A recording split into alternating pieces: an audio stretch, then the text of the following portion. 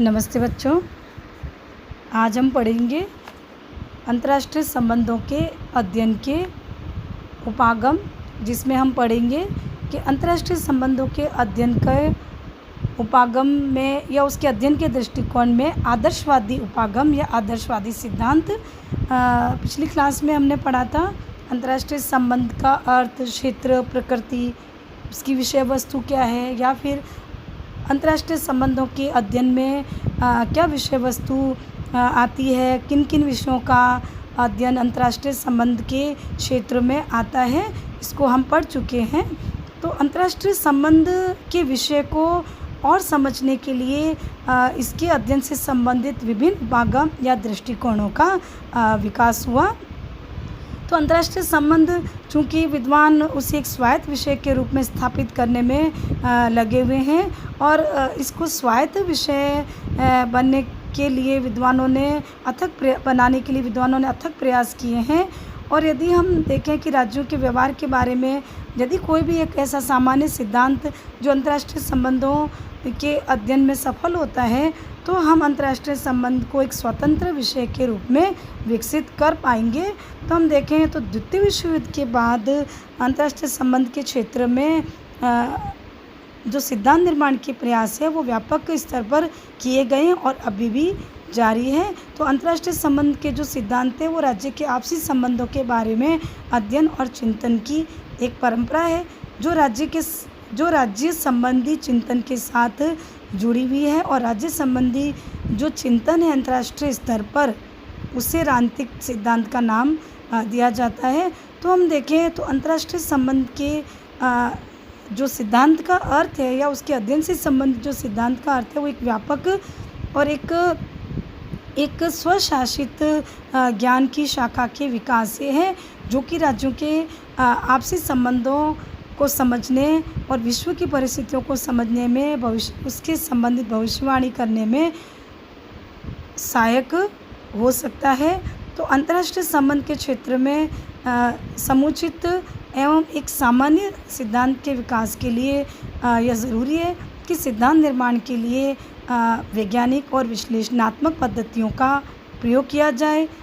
समाजशास्त्र या अन्य शास्त्रों में जो विकसित पद्धतियां हैं उनकी सहायता ली जाए और महत्वपूर्ण रूप से अंतर्राष्ट्रीय संबंध से संबंधित घटनाओं का व्यवस्थित और पूर्ण रूप से विश्लेषण हो और उसकी जांच हो, ताकि हम अंतर्राष्ट्रीय संबंधों का अध्ययन जो है वह पूर्ण रूप से और विश्लेषणात्मक तरीके से कर सकें। तो अंतर्राष्ट्रीय संबंध के अध्ययन के जो दृष्टिकोण या सिद्धांत है वो अंतर्राष्ट्रीय संबंधों के क्षेत्र में प्रचलित है। अंतर्राष्ट्रीय संबंधों के जो दृष्टिकोण है वो सिद्धांत निर्माण के लिए प्रयासरत है। और यहाँ पर हम देखें तो यह दृष्टिकोण जो है वो अंतर्राष्ट्रीय मुद्दों से संबंधित समस्याओं के समाधान के लिए विषय सामग्री जुटाते हैं। और एक प्रकार से हम देखें तो मानकों का जो समूह है जिसके आधार पर हम सैद्धांतिक विचार विमर्श करते हैं और किसी भी घटना के अध्ययन के लिए हम अनेक दृष्टिकोण या विचारधाराओं को अपनाते हैं। तो कोई भी विचारधारा या जो दृष्टिकोण है वह विभिन्न तथ्यों को घटनाओं के संदर्भ में परिभाषित करती है, और जो घटना है जिसके बारे में हमें अध्ययन करना होता है उस घटना की व्याख्या भी किसी भी दृष्टिकोण के क्षेत्र में आती है।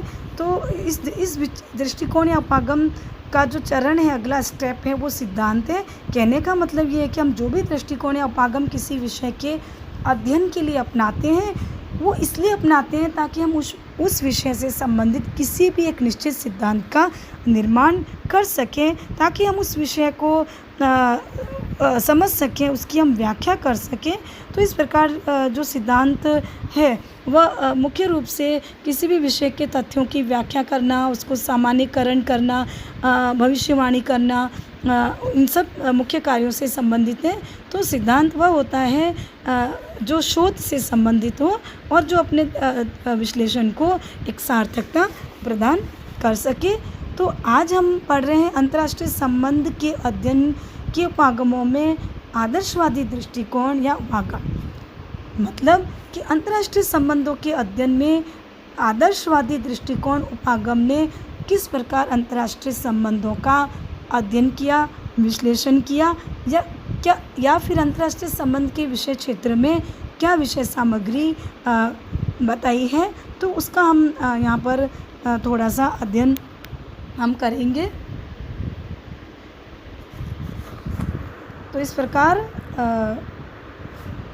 हम यह देखते हैं कि आदर्शवादी दृष्टिकोण या फिर उपागम जो है वह किस प्रकार से अंतर्राष्ट्रीय संबंधों के अध्ययन के लिए, जो शुरुआती उपागम है उसने किस प्रकार अंतर्राष्ट्रीय संबंधों का अध्ययन किया।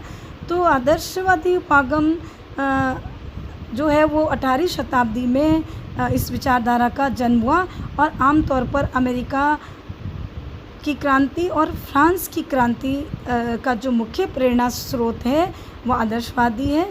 और 1795 में कॉन्डरसेट ने अपने ग्रंथ में एक ऐसी विश्व व्यवस्था की कल्पना की जिसमें न कोई युद्ध हो, न विषमता हो, न अत्याचार हो।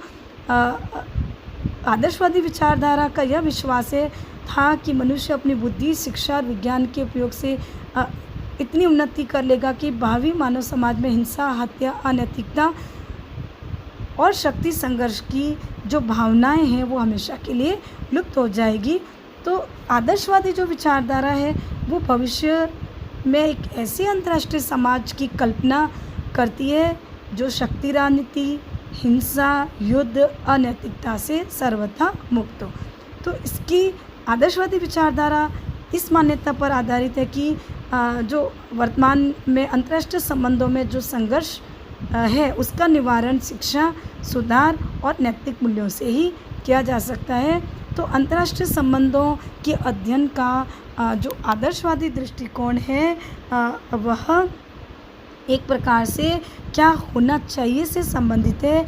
आदर्शवादी उपागम नैतिकता से, आदर्शवादी मूल्यों से संबंधित है। आदर्शवादी विचारक इन प्रश्नों पर विचार करते हैं कि विश्व में कैसे न्याय लाना है, स्थापित करना है, कैसे शांति स्थापित करनी है, कैसे युद्धों को समाप्त करना है, कैसे परमाणु हथियारों को समाप्त करना है, कैसे विश्व के राष्ट्रों में अंतर्राष्ट्रीय सहयोग, शांति, सहअस्तित्व की भावना को विकसित करना है और कैसे शक्तिशाली राज्यों के द्वारा शक्तिहीन राज्यों का शोषण समाप्त करना है।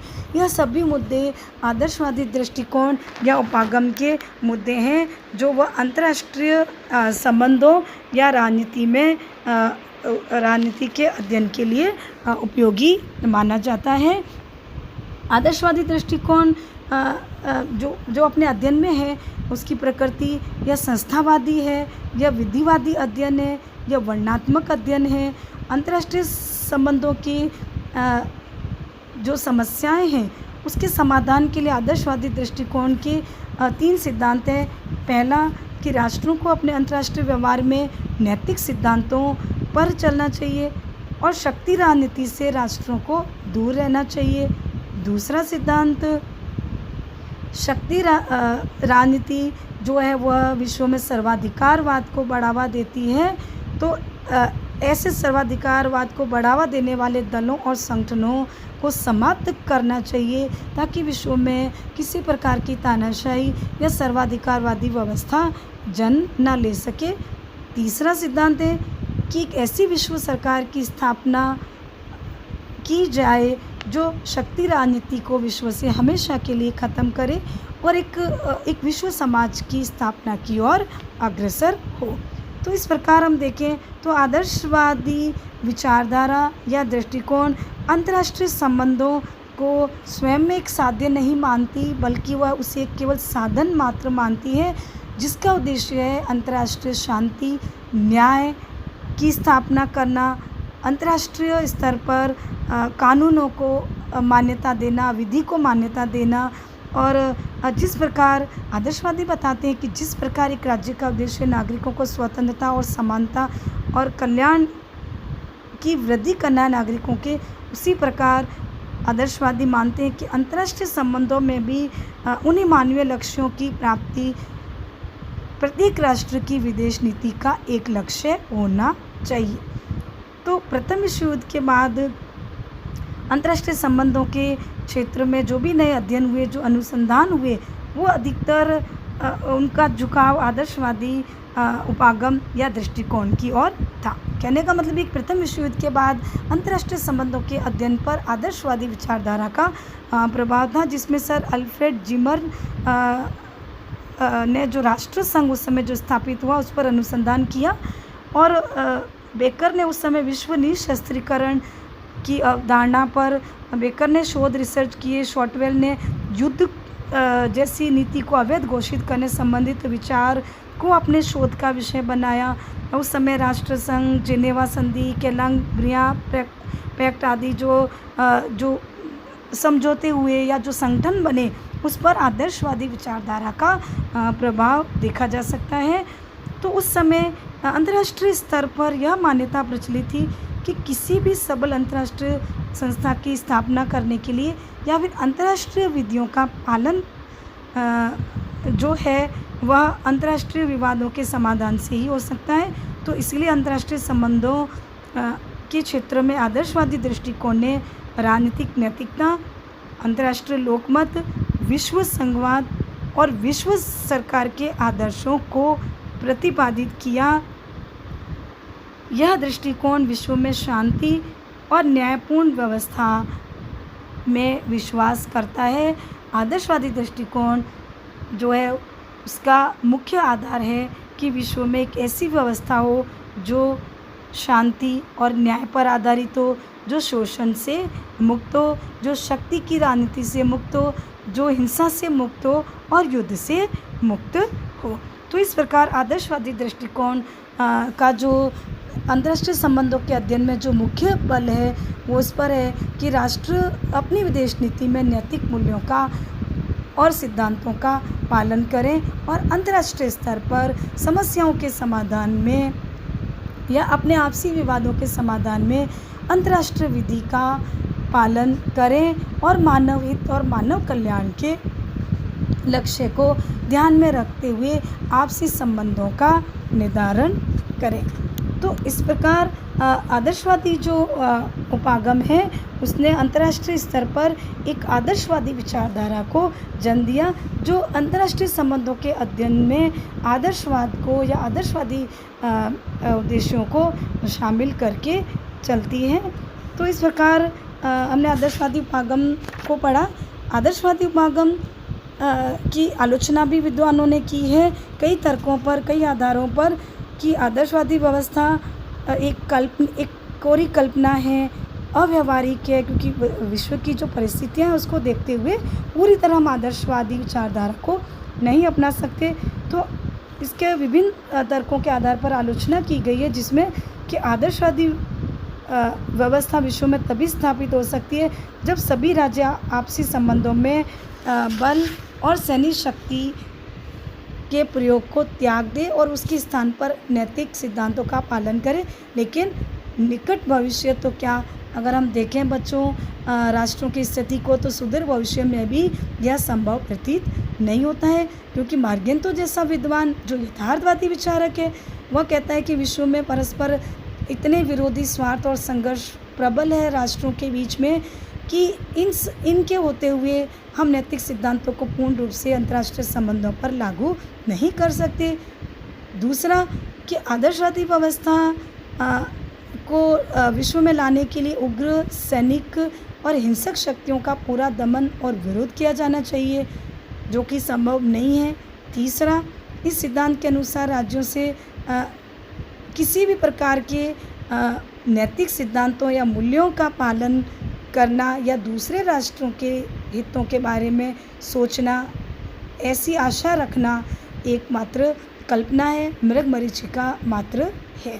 तो इस प्रकार हम देखें तो उस समय भी प्रथम विश्व युद्ध के बाद जब राष्ट्रसंघ की स्थापना हुई तो उस समय आदर्शवाद का बोलबाला था, लेकिन उसी समय आदर्शवादी दृष्टिकोण की कमज़ोरियाँ सामने आने लगी, क्योंकि हमने देखा उस समय कि राष्ट्रसंघ और उससे संबंधित जो विभिन्न संस्थाएं थी कभी भी वो मानवीय या आपसी भ्रातृत्व की भावना का प्रतीक नहीं बन सकी, जो कि विश्व के राष्ट्रों में प्रेम या सह-अस्तित्व को उत्पन्न कर सके या एक विश्व सरकार की स्थापना में सहायक हो सके।